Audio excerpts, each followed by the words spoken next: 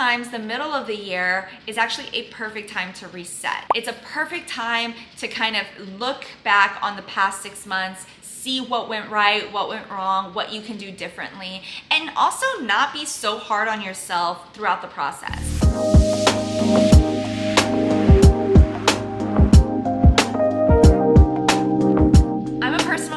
Helping women become their most confident selves in the gym for the first time. In this video, I'm gonna be breaking down how I'm setting goals for myself that don't overwhelm me after the crazy year that I've had. And I'm gonna be walking you through a workout specifically made for beginners who are trying to get to the gym for the first day back after a really long break.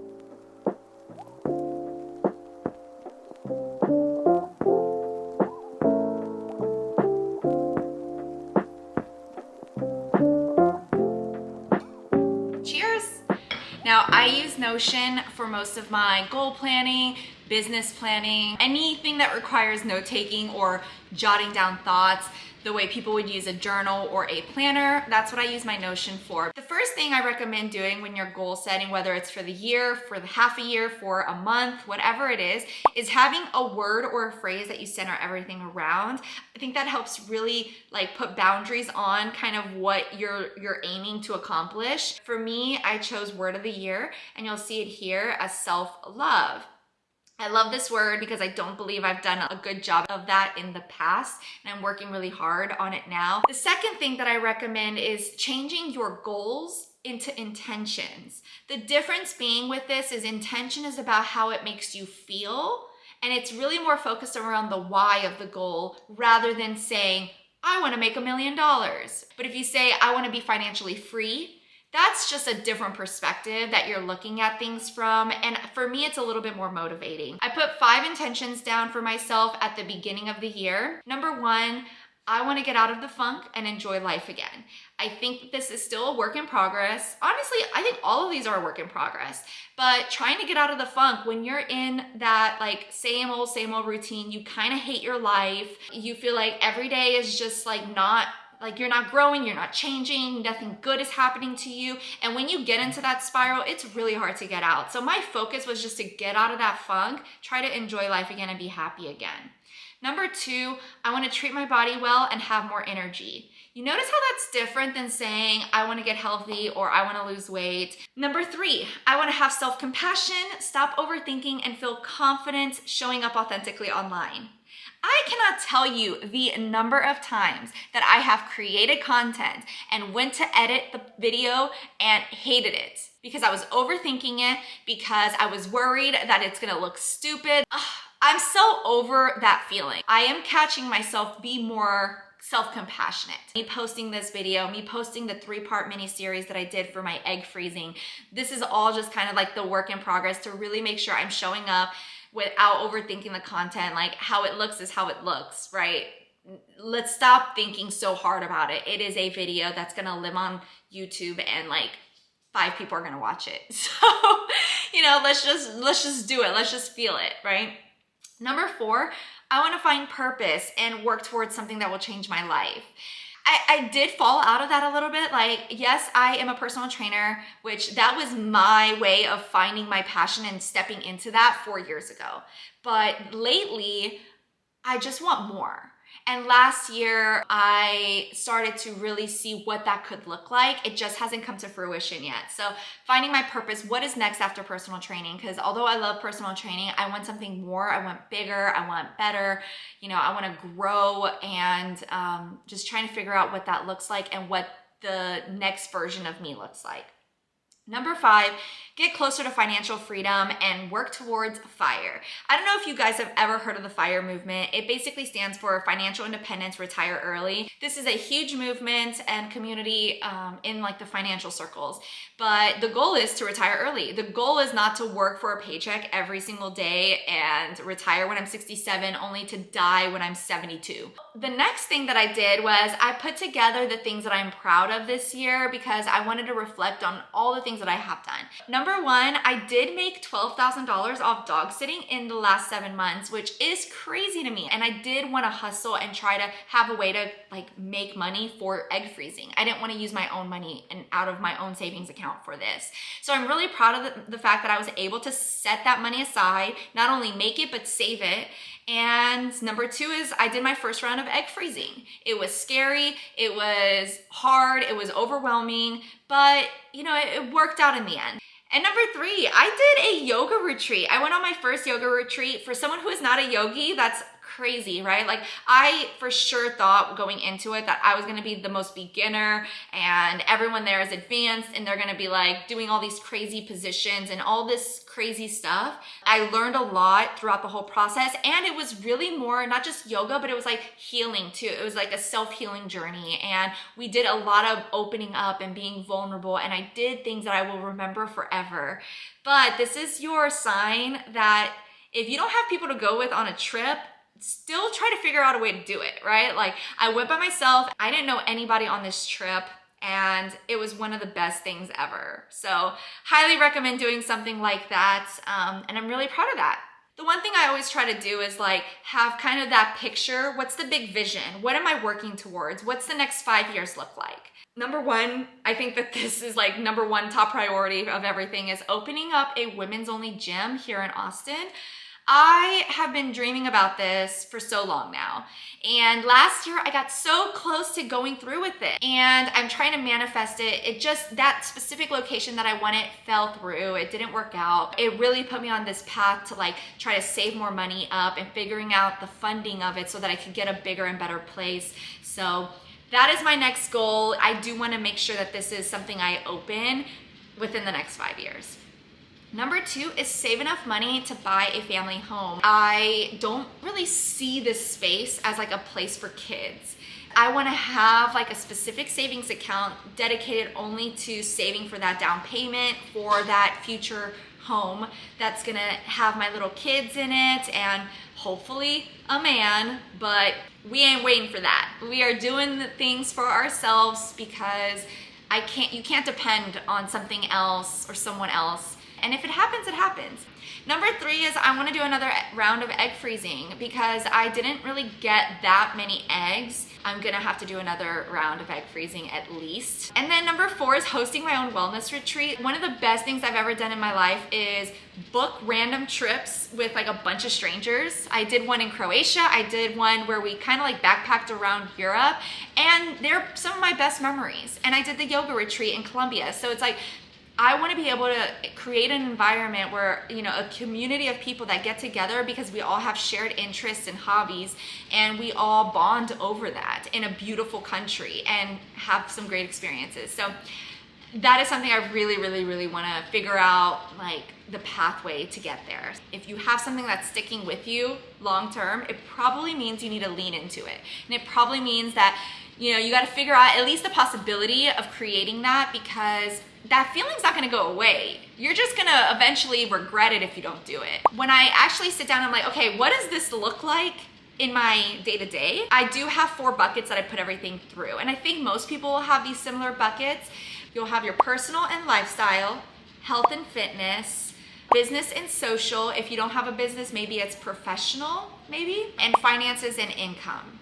Those 4 buckets rarely ever change. It's just the stuff within them that change, because those are always gonna be a priority in my life no matter what season I'm in.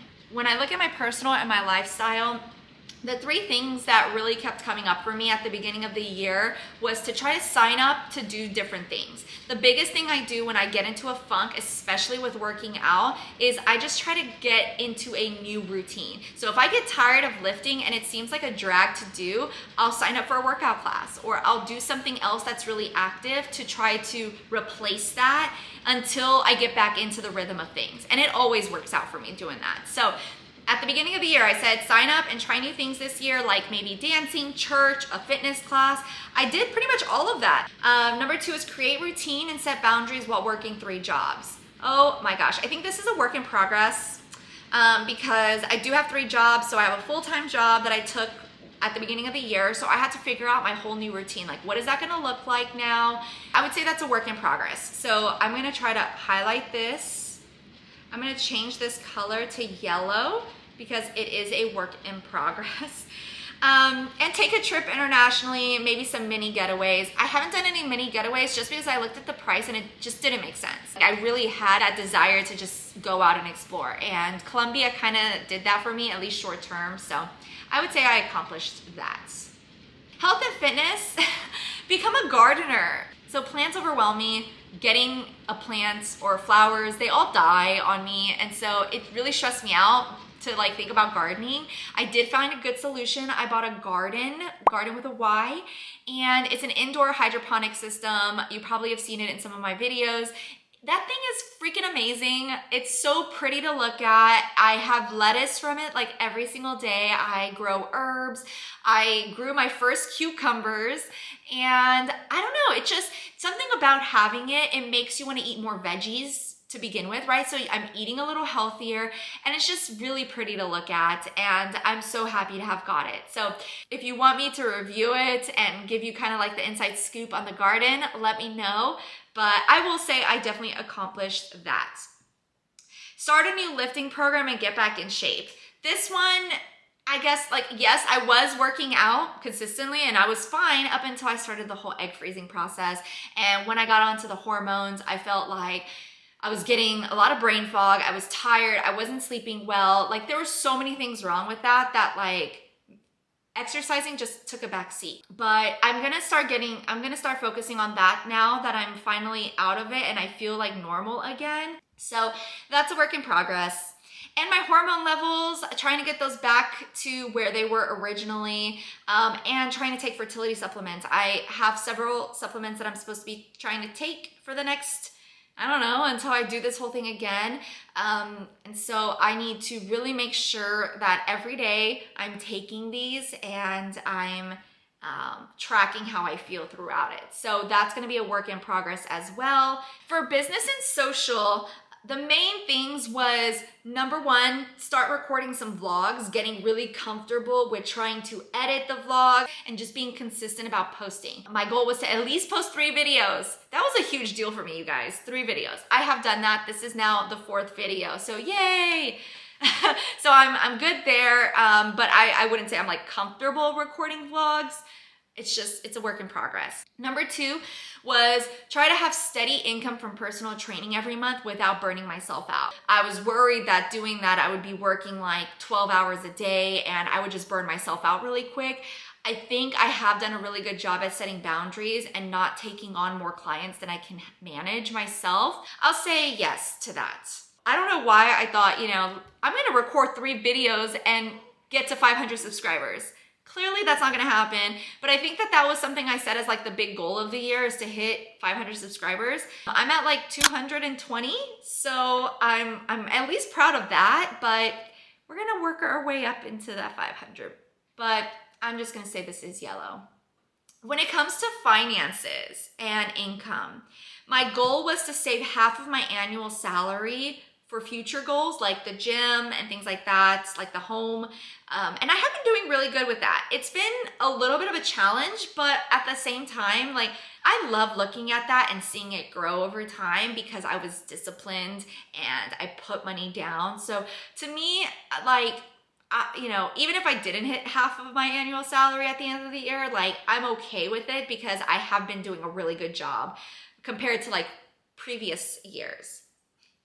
My goal with dog sitting was to make 20,000. So I'm at 12,000 right now. I've got 8,000 more to go. We're gonna say yellow because obviously it hasn't happened yet. Number 3, build up my investment and retirement accounts. I will say that's happening, especially with the fact that I'm saving money and I'm putting money into different accounts. Like, I think before I was just putting into a savings account. I'm really trying to be intentional about putting some of that money, at least a small percentage, into stocks and into retirement. I didn't have a full-time job for like 4 years or 3 years or something. And so I didn't really have a 401k for me to put money into. So I'm trying to play catch up on that. So I definitely have been accomplishing that, I would say. Ooh, this one. Oh, this may be my first red, you guys. Cutting back on eating out and Uber, that's hard. That is so hard for me because I hate cooking. I'm gonna have to work way more on this and make that a big priority because, yeah. This is a good way for you to just keep track and see how you're doing throughout the year. I hope that it was really helpful. And remember, even if you don't accomplish everything on your list, at least you're moving one step closer to it in some way, right? And that's something to be proud of. That's something to have self-compassion for. And love yourself no matter what the outcome is in December when you come back to this and revisit. And speaking of dogs, I've got about 3 dogs in the house with me right now. They're all sleeping. I'm gonna try to get ready for the gym and I'm gonna share with you guys my routine for today. All right, see you guys soon. Thought I'd share with you guys what my first day back looks like, because I think there's a lot of problems when people go back into the gym for the first time after a long break. They either think that they have to go really, really hard and do a full 60-minute workout just because that's what they used to do or that's what people do. Right? And on top of that, there's a little bit of this ego trip where we remember the weight that we were at before. And so when we go to pick up weights now, we're like, whoa, actually that 20-pound dumbbell is pretty tough for me to pick up. Right? And so it's really hard to get out of that mindset and just realize that you need to have some self-compassion for where you're at, and this is just the beginning. If you're prone to DOMS, which is delayed onset muscle soreness, the most important thing is for you not to go really, really hard in your first workout, and it basically makes you paralyzed for the rest of the week. The goal here is that we have some shorter workouts, be able to consistently get into the gym at least 3 times this first week back. Here are 3 tips that I recommend if you are getting back on track in the gym for the first time. Number 1, try to have some shorter workouts, 30 or 40 minutes, right? It doesn't have to be a whole hour.